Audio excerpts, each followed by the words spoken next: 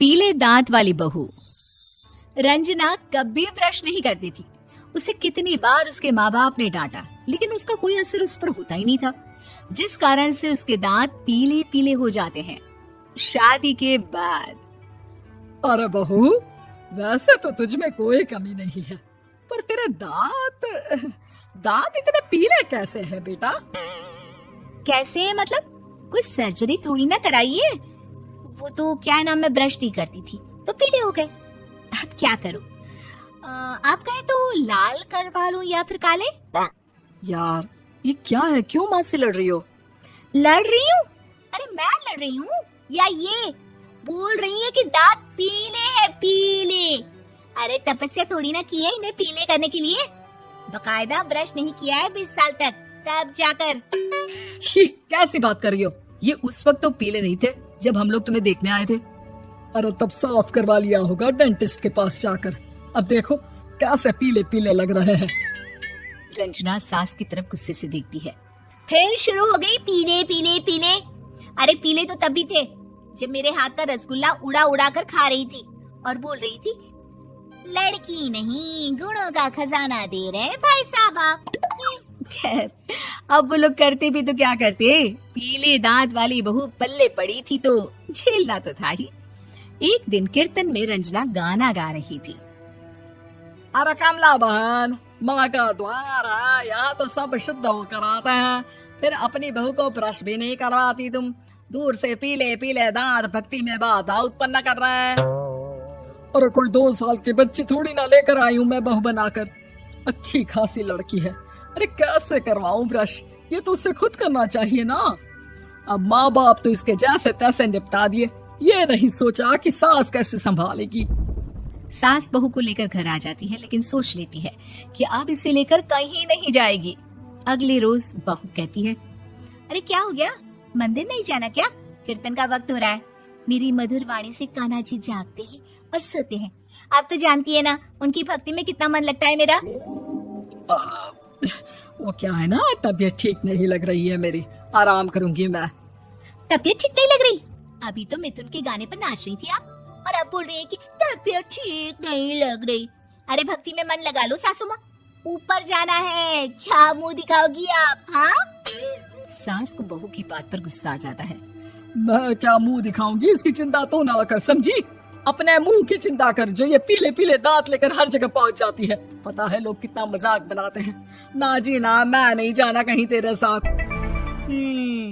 तो ये बात है, कोई ना, मत जाओ, मैं अपने कमरे में ही बैठकर भक्ति कर लूंगी। ऊपर वाला दांत थोड़ी ना देखता है, मन देखता है, भावना देखता है। और अरे बस बस, तू सब कुछ दिखा, बस ये सफेद चमकदार दांत ना दिखाना किसी को, है? जा यहाँ से। बहू को सास की बात का कोई फर्क नहीं पड़ता, वो तो जैसी थी वैसी ही रह जाती है। सुबह नहाकर किचन में खाना बनाना, फिर खाना खाना, कीर्तन भजन करना और सो जाना। एक दिन, माँ जी मैं सहेली के घर जा रही हूँ, शाम को लेट आऊंगी। हाँ हाँ तो जाना, मैंने कौन सा तेरी आरती करनी है घर पर बैठकर। रंजना सहेली के घर जाती है, जहाँ वो पार्टी में जाने की तैयारी कर रही होती है। अरे शिखा, कहाँ जाने की तैयारी कर रही है? मैं गलत वक्त पर आ गई क्या? अरे नहीं यार, उल्टा सही वक्त पर आ गया। मैंने ये साड़ी और ज्वेलरी निकाली है यार, शाम को इनके ऑफिस की एक पार्टी में जाना है। बताना कैसा लग रहा है ये सब? नहीं यार, इस ड्रेस के साथ तो वो वाली ज्वेलरी अच्छी लगेगी। हाँ हाँ सही बोल रही है, मैंने ध्यान ही नहीं दिया। वैसे तो हमेशा से मस्त फैशन सेंस रखती है।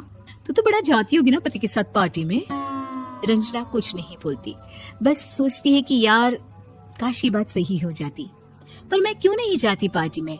क्या इन लोगों की कोई पार्टी होती नहीं होगी? रंजना घर आती है और रात में पति से सवाल करती है, एक बात बताइए, आप मुझे किसी पार्टी में क्यों नहीं ले जाते? क्या आपके यहाँ ऑफिस में पार्टी नहीं होती? पति बेचारा क्या कहता कि दांत पीले हैं तुम्हारे इसलिए। अरे कोई पार्टी होती नहीं हम लोगों के ऑफिस में, तो कहाँ से लेकर जाऊं? और मार्केट, मॉल, कहीं वीकेंड घूमना, कहीं तो।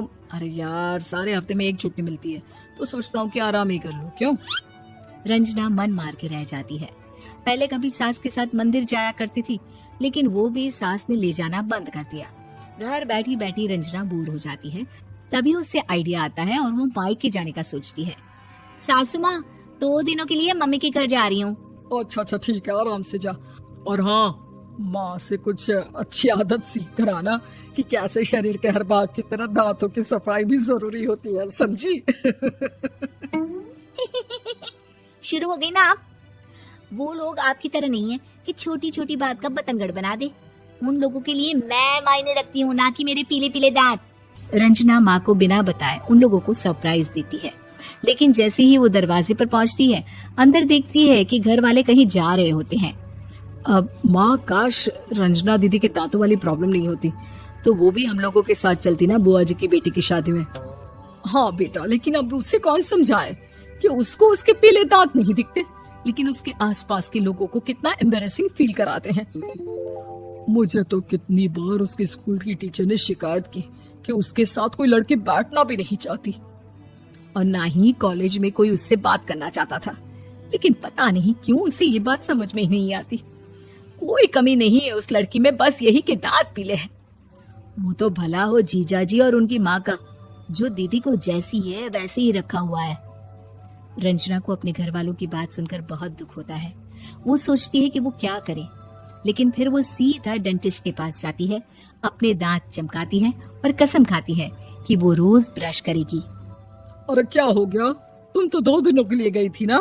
पर कोई ना, अच्छा है, चलो आ गई तो। रंजना सास के सामने आकर खड़ी हो जाती है और पूरी स्माइल करती है, उसके चमकदार दांतों को दिखाती हुई। हाँ? चलो मंदिर। माँ, मुझे माफ कर दीजिए, मैंने आप लोगों को बहुत एम्बैरेसिंग फील करवाया। मैं आज से रोज ब्रश करूंगी। Please subscribe this channel and press the bell icon. ऐसे ही मज़ेदार वीडियो देखने के लिए हमारे YouTube चैनल को सब्सक्राइब करें। Thank you.